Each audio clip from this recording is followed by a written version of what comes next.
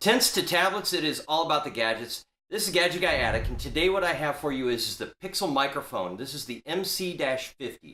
Now, there are a few microphones similar to this that are floating around at great value prices, and I wanted to check one out. So I'm going to give you a quick unboxing and initial impressions.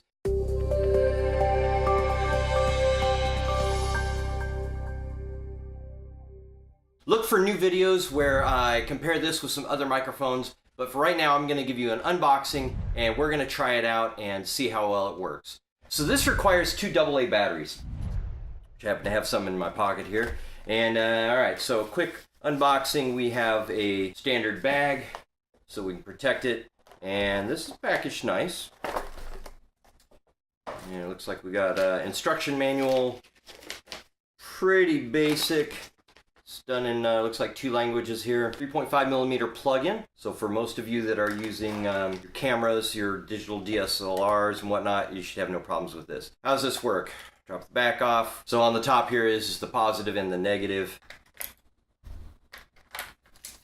All right, got our positive and negative in. All right, they don't rattle around, so that's nice. Boom mic inside here is, looks like an additional windscreen. So another feature that I wanted to make sure that I covered is down here on the bottom you have the hot shoe connection for, and I'll show you some close-ups of this. You have the hot shoe connection that goes on top of your camera, and then of course the knurled knob in order to tighten it and loosen it. But down on the very bottom is also the additional threaded mount so that you can put this on your tripod mount. So this is versatile that it doesn't have to be on a camera. You can put it on a tripod and do a standalone.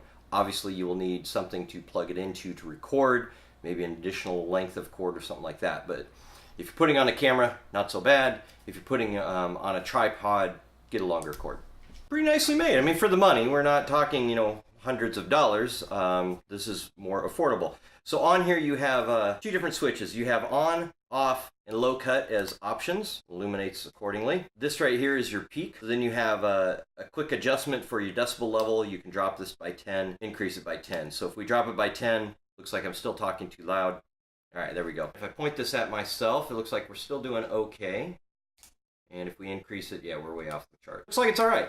Okay, so what I'm going to do right now is I'm going to plug this into the microphone I normally use. I have a Zoom microphone that is aimed at me, and it has an input for a jack like this. I'm going to go ahead and point this towards me and put it on the camera and put this on the computer to see how different it is. How does it really compare, and is it picking up with a whole lot of extra noise on the outside?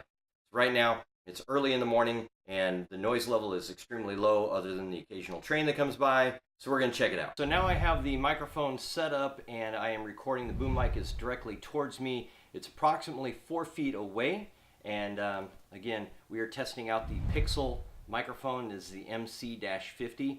And what better way to test it out is to, of course, give you my tagline, which is Tents to Tablets. It is all about the gadgets, and this is the microphone MC-50.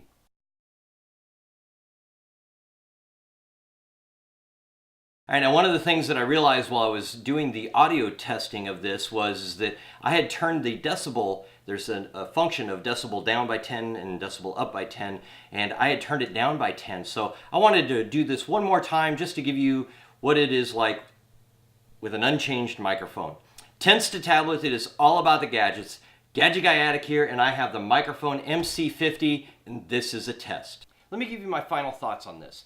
Performance-wise, this thing seems to be doing just fine. It seems to be very clear. It's doing its job well for the money. So let me give you this. Use, 1 to 10. I'm going to say the use. It's made well as far as the ability to add to a camera. You can plug it into an external system. I think that's great. You can put it on a tripod. Use-wise, I'm going to give it a 9.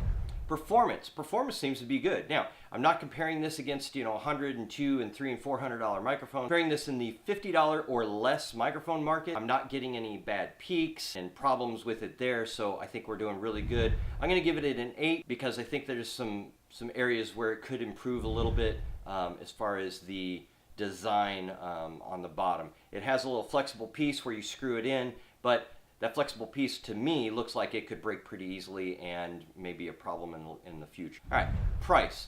You know what? Retailing right now around $25. I think that's a great entry-level price. If you're using this in a studio, this is a great way to go. If you're using it outdoors, which I will try in another video, we'll see how it works well in a windy environment and things like that. But for right now, just in a studio, I think overall it's doing pretty well. So the price-wise is a very good price point. I'm going to give it an 8 at that point. Overall, we've got a 9 on use, got an 8 on performance, and we've got an 8 over on price. So I'm going to give it about an 8.5. And if you are looking for a product like this, I think you will find a very good entry-level microphone, so go ahead and check it out. Thanks for watching, and you know what, if you enjoyed my video, give it a thumbs up. Make sure you're subscribing so you can get more videos like this, and if you're not watching me on YouTube, you really need to be. I'm telling you, you need to be watching me. Thanks for watching. We'll see you on the next one.